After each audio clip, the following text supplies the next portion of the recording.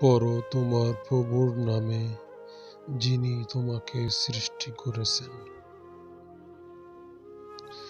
যে ব্যক্তি নামাজের প্রতি যত্নবান হবে না, কিয়ামতের দিন নামাজ তার জন্য নূর ও দলিল হবে না। তার জন্য নাজাতের কোনো সনদও থাকবে না, বরং ফেরাউন, হামান ও উবাই ইবনে খালাফের সাথে তার হাসর হবে।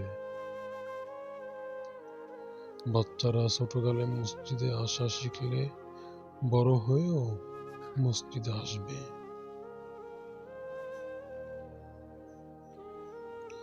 হে আল্লাহ, আমি না চাইতে আপনি আমাকে ইসলামের নেয়ামত দিয়েছেন। এখন আমি জান্নাত চাচ্ছি, আমাকে জান্নাত দান করুন। তোমরা যেখানেই থাকো না কেন, মৃত্যু তোমাদেরকে পাকড়াও করবেই।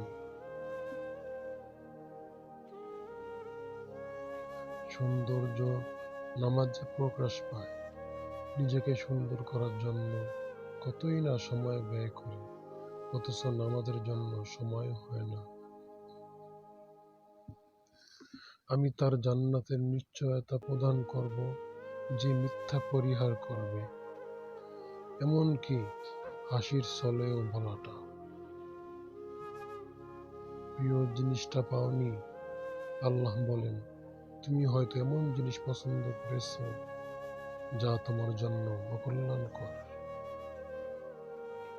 গুনাহ থেকে তওবাকারী যেন ওই ব্যক্তির ন্যায় যার কোনো গুনাহ নেই।